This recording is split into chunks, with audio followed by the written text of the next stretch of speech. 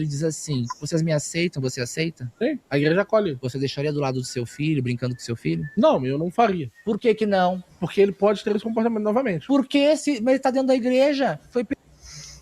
Pessoal, vai pegar fogo.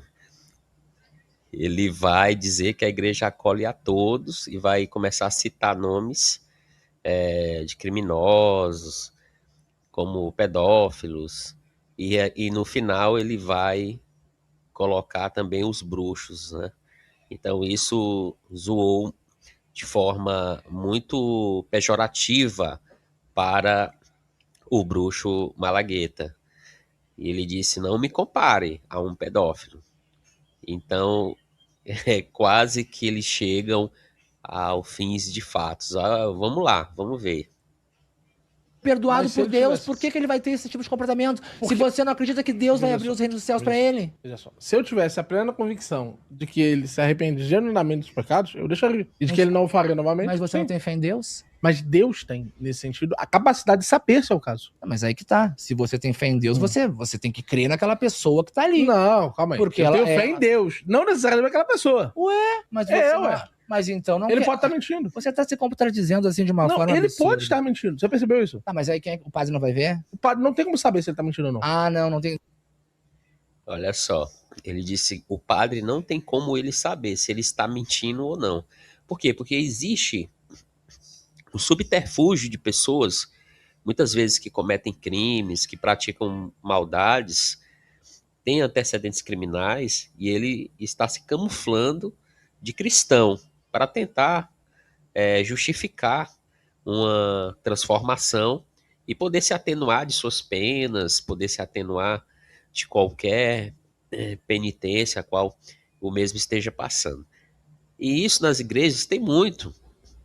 Criminosos, ex-estrupadores, ex-assassinos, ex-traficantes, e muitos deles recebem uma transformação espiritual, se convertem de fato e de verdade, mas tem muitos que não.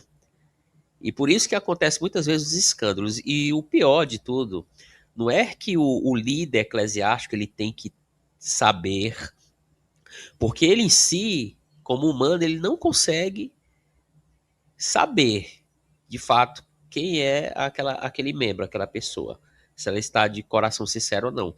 Mas ele tem uma faculdade chamada discernimento de espírito, que todo líder espiritual ele tem que carregar com ele esse discernimento, um dom, que ele consegue discernir se realmente houve naquela pessoa uma conversão.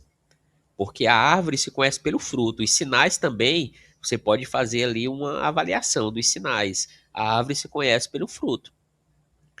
E por isso que tem muitos escândalos na igreja. Tem igrejas que levantam pastores que têm antecedentes criminais e às vezes o cara não é convertido.